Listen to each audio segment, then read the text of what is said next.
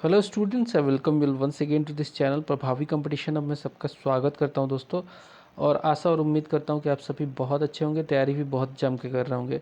दोस्तों, जैसा कि आप जानते हैं कि हमारी यूपी पब्लिक सर्विस कमीशन की जो सीरीज चल रही है, जिसमें हम लोग जितने भी एग्ज़ाम्स यूपी पीएससी कंडक्ट कराती है, जैसे कि यूपी पीएससी का जो प्रीलिम्स है, इसके अलावा यूपीपीएससी के बीईओ का एग्ज़ाम है, टैक्स इंस्पेक्टर है, आरओ है, ऐसे बहुत सारे एग्ज़ाम ये कंडक्ट कराती है। तो उन एग्ज़ाम्स में पूछे गए क्वेश्चंस का ये संकलन है, जो कि बहुत इंपॉर्टेंट हो जाएगा आपके यूपी के एग्ज़ाम्स के लिए, एंड साथ ही अदर एग्ज़ाम्स के लिए भी, other state public service commission या फिर बाकी जहाँ पे हिस्ट्री पूछी जाती है, ज्योग्राफी पूछी जाती है, उनके लिए बहुत इंपॉर्टेंट हो जाता है। तो दोस्तों, ये सीरीज़ चल रही है, ठीक है। इस सीरीज़ में हमने ऑलरेडी 3-4 वीडियोस बना रखे हैं। आज जो टॉपिक हम लोग डिस्कस करने जा रहे हैं हिस्ट्री में, वो है ऋग्वेदिक एंड पोस्ट वैदिक पीरियड।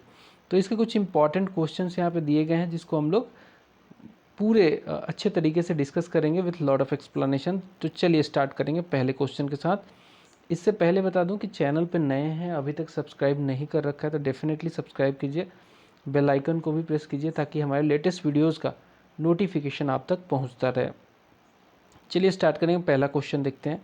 पहला सवाल कहता है कि मंत्रा फेमस एज गायत्री मंत्रा। गायत्री मंत्रा तो काफ़ी फेमस है, सब हर बच्चा बच्चा जानता है इसके बारे में। It is found in which text as at first. सबसे पहले किस टेक्स्ट में ये अपीयर हुआ है, सबसे पहले अपीयर हुआ है किस टेक्स्ट में पहली बार पाया गया है? तो आंसर होगा इसका, ये पाया गया है ऋग्वेदा में। अब देखिए दोस्तों, ऋग्वेदा की बात करें तो ऋग्वेदा सबसे एंशियंट जो है, वेदों में सबसे एंशियंट ये टेक्स्ट माना जाता है, ठीक है। सबसे पुराना है ये। इसका संकलन आज से लगभग 2500 साल पहले किया गया था, यानी कि 1500 बीसी से लेकर 1000 बीसी के आसपास का इसका पीरियड माना जाता है इसके संकलन का। तो सबसे ओल्डेस्ट 4 वेदाओं में कोई वेद है तो वो ऋग्वेद है। ऋग्वेद में जो है टोटल 10 मंडलाज हैं। मंडलाज मतलब कि चैप्टर कहे जा सकते हैं, ठीक है। 10 मंडला है, मंडला मतलब चैप्टर कहे जा सकते हैं। उसमें जो तीसरा मंडल है उसी में जो है गायत्री मंत्र का जो है उल्लेख है, उसमें मेंशन किया गया है। और अगर हम बात करें ओवरऑल ऋग्वेद में तो टोटल 10,552 मंत्राज हैं। उसमें से एक है गायत्री मंत्र, जो कि तीसरे मंडल में मेंशन किया गया है। 10 मंडलों में से जो कि ऋग्वेद में मेंशन है, उसमें तीसरे मंडल में ये मेंशन किया गया है। तो ये जो डेडिकेटेड है गायत्री मंत्र, ये एक गॉड है जिनका नाम है सबितुर। आपने सुना होगा ना, तत्सवितुर वरेण्यम। तो ये सबितुर गॉड के लिए ये मंत्र चैंट किया जाता है, ठीक है। सबितुर गॉड को हम लोग गॉड ऑफ सनरेज भी कहते हैं, गॉड ऑफ सनरेज भी कहा जाता है। तो Savitur is also called Savitri, Savitri के नाम से भी जाने जाते हैं। The popular Gayatri mantra is given in the third mandala of Rigveda, which is dedicated to the god Savitur, जिसे हम गॉड ऑफ सनरेज भी कहते हैं। गायत्री मंत्र हैज़ बीन कंपोज्ड बाय महर्षि विश्वामित्र। गायत्री मंत्र किसने कंपोज किया है? महर्षि विश्वामित्र ने कंपोज किया है। अगला सवाल देखेंगे। There is similarity in Rigveda and Avesta.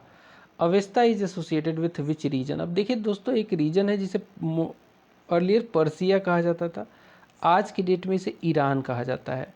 तो ईरान का रिलीजियस टेक्स्ट है जोरो जेन दवेस्ता, जिसे जिसे जिसे कंपोज किया था खुद वहाँ के जो कंपोजर हैं, जिनका नाम है प्रॉफिट जोरोस्टर। उन्होंने काफ़ी पुराना ये जो है कंपोजिशन है इनका, लगभग 8th से लेकर 6th बीसी जो है माना जाता है इसका। 8th से लेकर 6th बीसी में इसको कंपोज किया गया था, ऐसा माना जाता है। बाद में इसे कंपाइल किया गया, लिखा गया बाय द सासानीद डायनेस्टी, जो ईरान में थी उस समय। सासानीद डायनेस्टी ने इसे 3rd से लेकर 4th सेंचुरी एडी में 3rd से लेकर 4th सेंचुरी एडी में इसे कंपाइल किया था। सो जैन अवेस्ता जो है रिलीजियस टेक्स्ट है, जोरोस्ट्रियनिज्म का ये रिलीजियस टेक्स्ट है, जिसमें रिलीजियस बातें लिखी गई हैं। ये होली बुक माना जाता है, ठीक है। और इसमें जो है टीचिंग है खुद प्रॉफिट जोरोस्टर की। अगला सवाल देखेंगे। अगला सवाल कहता है कि विच is the ancient most Veda among the following. सबसे पुराना वेदा है ऋग्वेदा। सबसे पुराना वेदा है ऋग्वेदा। अगर क्रोनोलॉजिकली देखें तो सबसे पहले लिखा गया था ऋग्वेदा। ऐसा माना जाता है कि इसे लिखा गया था 2500 साल पहले अभी से, ठीक है, 2500 साल पहले लिखा गया था। फिर आता है यजुर्वेदा। यजुर्वेदा यजुर्वेदा को लिखा गया था लगभग अभी से लेके मान के चलो कि 2200 साल के आसपास पहले लिखा गया था, 2200 साल। और फिर उसके बाद सामवेदा, सामवेदा, फिर अथर्ववेदा। सबसे नया जो वेद है वो अथर्ववेदा है चारों में। और सबसे पुराना पूछ ले तो ऋग्वेदा है। So Rigveda is the ancient most Veda of the 4 Vedas namely, ठीक है। 4 वेदा जो हैं उसमें नंबर 1 ऋग्वेदा है, सबसे पुराना माना जाता है। 10 मंडल है और इसमें 10,552 मंत्राज हैं। वही बात करें यजुर्वेदा की तो सेकंड जो है ओल्डेस्ट माना जाता है। और इसमें जो है रिचुअल्स जो है कैसे यज्ञ को किया जाएगा, कैसे मंत्र पढ़े जाएंगे, क्या रिचुअल होगा, ये यजुर्वेदा में दिया गया है। वही बात करें सामवेदा का तो ये इससे जो है सारे गामा पधनिसा जो सप्त जो ये स्वर हैं इंडियन म्यूजिक के, वो यहाँ से निकलते हैं। तो इंडियन म्यूजिक यही से जन्म लेता है सामवेदा से। फिर आता है अथर्ववेदा जिसमें बहुत सारी चीज़ें हैं जैसे कि सब्जुगेशन है यानी कि वशीकरण है, प्रेम विवाह है और भी जादू टोना, ये सब अथर्ववेदा का कंटेंट है। तो इस तरीके से हम जानते हैं कि 4 वेदाज हैं। The Rig Veda is the large collection of hymns in praise of gods. Rig Veda में क्या है, हिम्स है, ठीक है। भगवान को खुश करने के लिए जो हिम्स जो पढ़े जाते हैं वो इसमें लिखा गया है। Which are chanted in various rituals. अगला सवाल देखते हैं, चौथा नंबर। Which is the most ancient Veda. सबसे पुराना वेद जो है वो है ऋग्वेद। हम जानते हैं सबसे पुराना जो वेद है वो ऋग्वेद है। अभी हमने डिस्कस भी किया था कि जस्ट अभी तीसरे क्वेश्चन में हमने डिस्कस किया था कि ऋग्वेद जो अभी से 2500 साल पहले लिखा गया था। तो सबसे पुराना यही है। अगला सवाल देखते हैं, among the following which one is not a Vedang. देखिए वेदों को समझने के लिए वेदांग की ज़रूरत पड़ती है। वेदों को क्लियरली समझने के लिए वेदांग की ज़रूरत पड़ती है। और वेदांग जो टोटल है वो नंबर में 6 हैं, ठीक है। समझिएगा बात को, वेदों को समझने के लिए, क्योंकि वेद 4 हैं, उन 4 वेदों में जो टेक्स्ट है, जो लैंग्वेज है, जो व्याकरण है, उसके लिए डिफरेंट 6 जो है वेदांगास दिए गए हैं ताकि आसानी से समझा जा सके इन्हें, ठीक है, ताकि आसानी से वेदों को समझा जा सके। और ये जो 6 आपके जो 6 ये वेदांग है वो उसमें शिक्षा है, छांद है, व्याकरण है, निरुक्त है, ज्योतिष है और कल्प है। इनकी अपनी अपनी खासियत है। जैसे कि बात करें हम शिक्षा की, तो शिक्षा जो है ये एक ऐसा वेदांग है जो कि हमें बताता है जो लेटर्स यूज हुए हैं वेदों में, जो अल्फ़ाबेट्स जो यूज हुए हैं संस्कृत के, ठीक है, लैंग्वेज में, उनके बारे में जानकारी मिलती है हमें यहाँ से। इसके अलावा कैसे एक्सेंट होगा, कोई वर्ड को कैसे बोलेंगे वो इसमें बताया गया है, ठीक है। मेलोडी कैसी होगी ये सब बताया गया है आपके शिक्षा, जो कि एक वेदांगा है। फिर हम बात करेंगे छंद वेदांग की, तो यहाँ पे मेंशन किया गया है पोएटिक मीटर, रिदमिक तरीके से कैसे किसी भी मंत्र को पढ़ा जाएगा, पोएम को पढ़ा जाएगा, ये हमें छंद में पता चलता है। फिर आता है व्याकरण। व्याकरण हमें सिखाता है कि कैसे जो है जो ऋग्वेदिक या फिर वैदिक पीरियड में जो फॉर्मेशन ऑफ सेंटेंस हुआ है कैसे हुआ है, रूल्स ऑफ जो है ग्रामर, ये हमें यहाँ से सीखने को मिलता है। इसके अलावा जो वेदांग है निरुक्ता, निरुक्ता जो है दोस्तों, निरुक्त जो है वो एक्सप्लेनेशन ऑफ वर्ड्स है, ठीक है, एक्सप्लेनेशन ऑफ वर्ड्स है निरुक्त, ठीक है।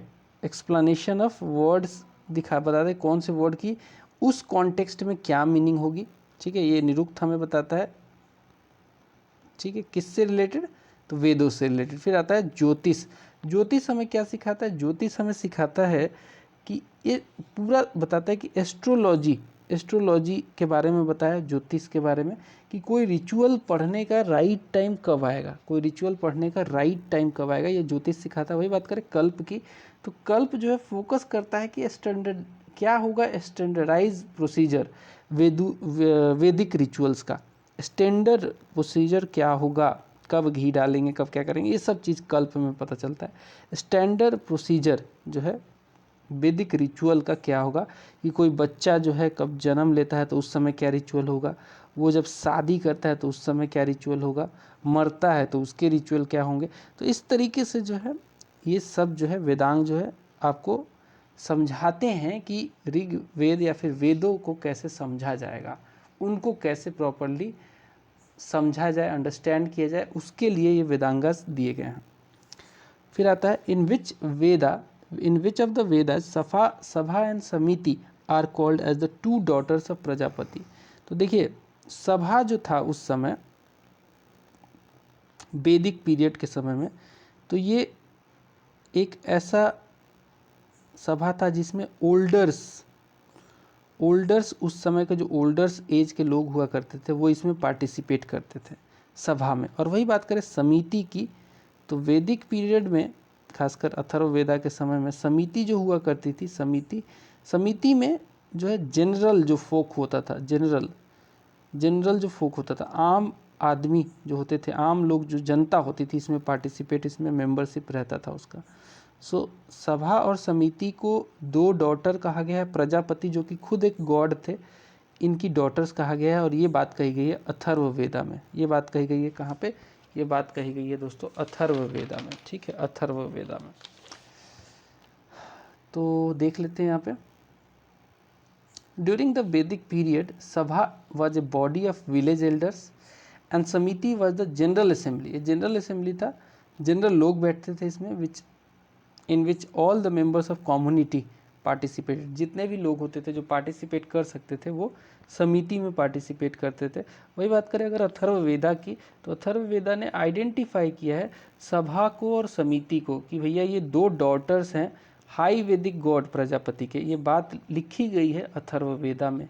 अगला क्वेश्चन देखेंगे, which of the following is the Samhita of Shukla Yajurveda. दोस्तों बात करें अगर संहिता की, तो संहिता क्या होता है, it is collection of many things like hymns हो सकता है इसमें, उसके अलावा वर्ड्स हो सकते हैं। तो संहिता जो है कलेक्शन ऑफ बहुत सारी चीज़ों का कलेक्शन होता है। अगर वही बात करें हम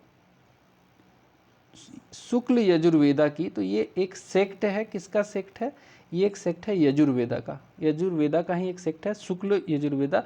इसके अलावा एक और सेक्ट है यजुर्वेदा का, दूसरा है जो कि जिसका नाम है कृष्ण यजुर्वेदा। तो शुक्ल यजुर्वेदा और कृष्ण यजुर्वेदा ये दो सेक्ट हैं यजुर्वेदा के। और उसमें भी जो संहिता है ये जो है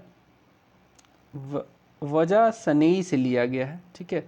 so the Samhita of Shukla Yajurveda is called Vajasaneyi संहिता।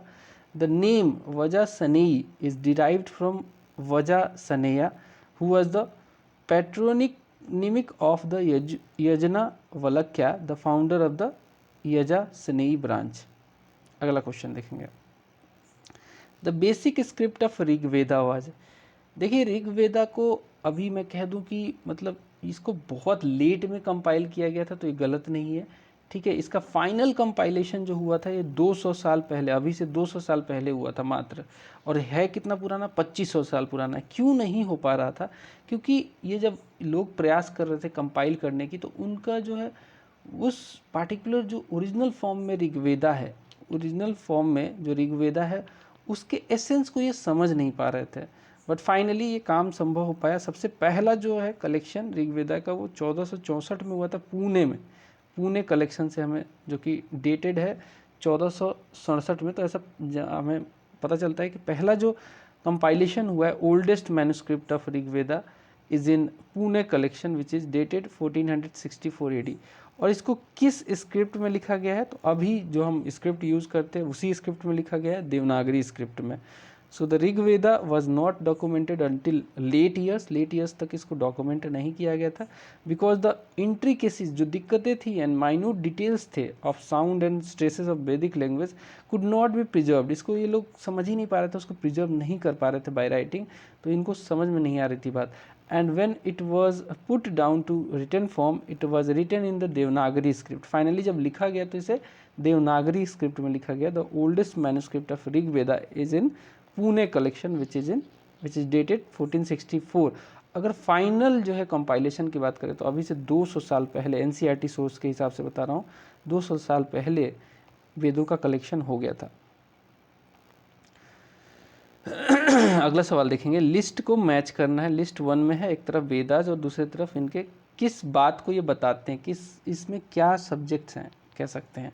तो ऋग वेदा में बेसिकली हिम्स एंड प्रेयर्स हैं, ठीक है, इसमें हिम्स एंड प्रेयर्स है। अगर हिम्स की बात करें तो इसमें 1028 हिम्स हैं, 1028 हिम्स है, ठीक है। और वही बात करें यजुर्वेदा की तो यजुर्वेदा में भी हिम्स हैं एंड साथ में जो यज्ञ करेंगे सेक्रीफाइशियल जो लॉ है उसमें बताया गया कि कैसे जो है सेक्रीफाइशियल लॉ किया जाएगा, ठीक है, कैसे रिचुअल्स फॉलो किए जाएंगे, ये यजुर्वेदा में मेंशन है। जैसे सामवेदा जो है इसमें जो है 7 स्वर की बात की गई है, सारेगामा पौधा निसा, सोर्स ऑफ म्यूजिक इसे माना जाता है। वही अगर बात करें अथर्ववेदा की तो इसमें जादू टोना, सब्जुगेशन, तंत्र मंत्र, प्रेम विवाह, राक्षस, तमाम चीज़ें जो है इसमें मेंशन किए गए हैं, ठीक है, तंत्र मंत्र subjugation Atharvaveda. Indian medicine Atharvaveda से ही लिया गया, तो ये जो है इस तरीके का मैच बनेगा, करेक्ट मैच बनेगा, ठीक है। A that is 4, 2, 1, 3 respectively for the ABCD, ठीक है। Rigveda human prayers, Yajurveda human sacrificial law, Samaveda source of music, Atharvaveda tantra mantra and subjugation. अगला सवाल देख लेते हैं, collection of which of the following is based of on Rigveda. अब देखिए ऋग्वेदा के बेसिस पे सामवेदा को लिखा गया। सामवेदा एक ऐसा वेद है जो कि ओरिजिनली जो है इसमें मात्र 75 के आसपास ही हिम्स थे, बट बाकी जो इसमें 1500 टोटल 49 हिम्स हैं, वो उसमें से 75 ही बाद में ऐड किए गए थे, बाकी सब कुछ एक्सट्रैक्ट किया गया था, कह सकते हैं कि लिया गया था ऋग्वेदा से। So the collection of Samaveda is based on the Rigveda. There are total 1549 verses in Samveda. Only 75 verses were added later, while the rest have been derived from the Rig Veda. The Samveda is shortest of all 4 Vedas. सबसे छोटा है. The origin of Saptaswara, that is Saregama Padhanisa, is mentioned in Samveda. कहाँ पे mentioned है? Samveda mentioned है.